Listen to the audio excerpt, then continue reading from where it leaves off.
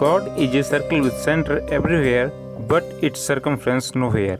ईश्वर एक ऐसा वृत्त है जिसका केंद्र तो सर्वत्र है परंतु उसकी परिधि कहीं नहीं है. Hit the subscription button and press the bell icon for the latest updates from the Ratanji technical.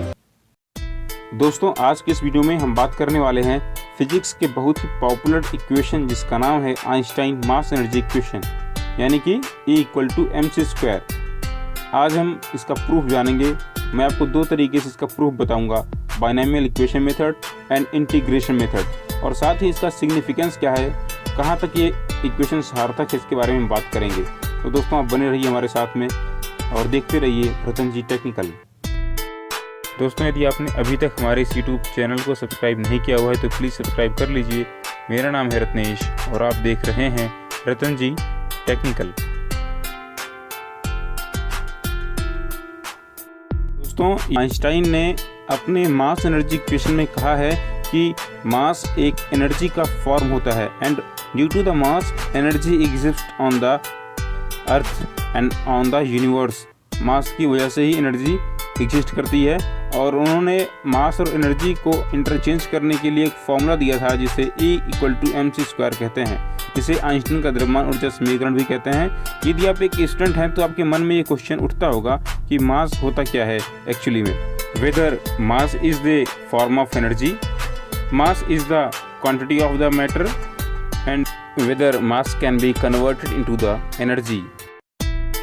Actually किसी भी ऑब्जेक्ट का मास उसके कंस्टिट्यूएंट पार्टिकल्स के ओरिएंटेशन और उनके अरेंजमेंट पर डिपेंड करता है. उनका अरेंजमेंट कैसा है, उनका ओरिएंटेशन कैसा है, ये और उनकी स्पिन कैसी है, इस पर डिपेंड करता है. मान लीजिए कि आपके पास दो सेम ऑब्जेक्ट्स हैं ए व बी, बट इनके पार्टिकल्स का अरेंजमेंट एवं ओरिएंटेशन अलग अलग है. इनका अरेंजमेंट और इनका ओरिएंटेशन अलग अलग होने की वजह से इनका मास भी अलग अलग होगा आइंस्टाइन के अनुसार. ऑब्जेक्ट ए किसी एक्सिस के अबाउट रोटेशन कर रहा है, सो ऑब्जेक्ट ए की पास में एक एक्स्ट्रा रोटेशनल एनर्जी है जो इसमें एक्स्ट्रा मास के फॉर्म में सेव हो जाएगी, और इसलिए ऑब्जेक्ट ए का mass total mass object B की मास से ज़्यादा होगा. ऐसा आइंस्टाइन ने कहा था और इस एक्स्ट्रा मास को ही उन्होंने E=mc² में कन्वर्ट किया था. Therefore mass of any object depends on how the constituent particles are arranged and how they spin are move. So Einstein's mass energy equation basically focus on the extra mass, that is m=E/c². यहाँ पर Einstein के कहने का मतलब E=mc² नहीं था, बल्कि Einstein के कहने का मतलब m=E/c² था. यहाँ पर c की वैल्यू 3 मिलियन मीटर पर सेकेंड होती है, जो कि काफ़ी ज़्यादा है, और इसी वजह से एक्स्ट्रा मास बहुत ही माइन्यूट आएगा. बट आप इसको मेज़र कर सकते हैं यदि आपके पास में एक प्रिसाइज स्केल है तो. So mass is also variable, and due to the mass all types of energy exist inside a body and in the universe. चलिए अब हम आपको वक्त जाया ना करते हुए सीधे आइंस्टाइन के मास एनर्जी इक्वेशन E=mc² के प्रूफ की तरफ ले चलते हैं. E=mc², where m is the mass and c is the speed of light, that is 3 million meter per second. Mass of a moving object is given by m=m0/1 - v/c whole square. m0 या m0/1 - v/c² को हम इस प्रकार से भी लिख सकते हैं, m0/1 - v/c पावर 1/2. ये बाइनोमियल इक्वेशन से हम जानते हैं कि यहाँ पर c की वैल्यू इतनी ज़्यादा है कि ओवरऑल v²/c² की वैल्यू काफ़ी कम आएगी, तो इसलिए इसकी पावर इसके आगे हम लगा देते हैं बाइनोमियल इक्वेशन से. सो m=m0 या m0 विदिन ब्रैकेट 1 + v²/2c². आगे क्या करते हैं, इसमें हमने c1/c² कॉमन ले लिया. 1/c² कॉमन लेने के बाद में m=m0/c² within bracket c² + half v² हो गया. इसके बाद हमने c² को डायगोनली मल्टीप्लाई कर दिया m से, तो हो गया mc² = m0c² + हाफ mv². यहाँ पर हाफ mv² काइनेटिक एनर्जी है, m0c² रेस्ट मास एनर्जी है. Rest mass energy and kinetic energy दोनों मिल करके टोटल एनर्जी बना लेते हैं E=mc². प्रूव्ड. जो सेकेंड मेथड है वो है इंटीग्रेशन मेथड.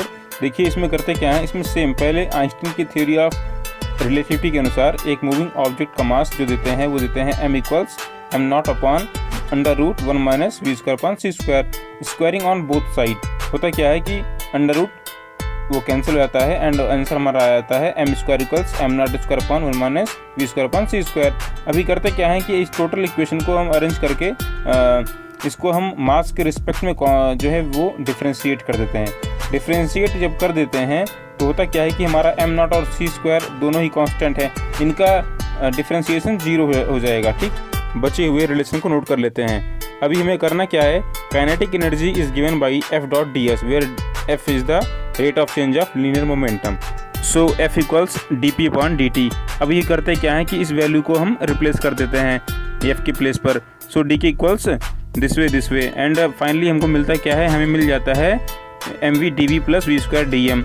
ये वैल्यू हम फर्स्ट इक्वेशन से रिप्लेस कर देंगे तो सी स्क्वायर डी एम आ जाता है। So D K equals C square D M हो गया। अभी करते क्या है कि इस डी के को हम नोट कर लेते हैं और इसे हम इंटीग्रेट कर देंगे। ठीक है, इसको हम इंटीग्रेट कर देते हैं। कैसे, देखिए लिमिटिंग इंटीग्रेशन के थ्रू। देखिए स्टार्टिंग में जब काइनेटिक एनर्जी 0 थी तो उस टाइम पे मास रेस्ट मास था। जब काइनेटिक एनर्जी k हो गई तो उस टाइम पे फाइनल मास हो गया, टोटल मास m हो गया। दोनों को इंटीग्रेट करने के बाद में हमें मिल जाता है k equal within bracket m minus M not into C square. ठीक है, अब ये हो गया k, सो k equals m minus M not into C square. Now total energy is given by kinetic energy and rest mass energy. Kinetic energy is that is K, rest mass energy is m naught c square, and we have got that kinetic energy is within bracket m minus m0 into c square. Replace करने पर होता क्या है कि M C square plus minus M not C square plus M not C square, ये दोनों cancel हो जाएंगे। M not C square minus M not C square cancel हो जाएगा और फाइनली हमको मिल जाएगा total energy equals M C square, hence proved. तो दोस्तों आज के लिए बस इतना ही, मिलते हैं अगले वीडियो में। यदि वीडियो आपको पसंद आया हो तो प्लीज़ इसको लाइक करिए, शेयर करिए एंड सब्सक्राइब करिए। जय हिंद।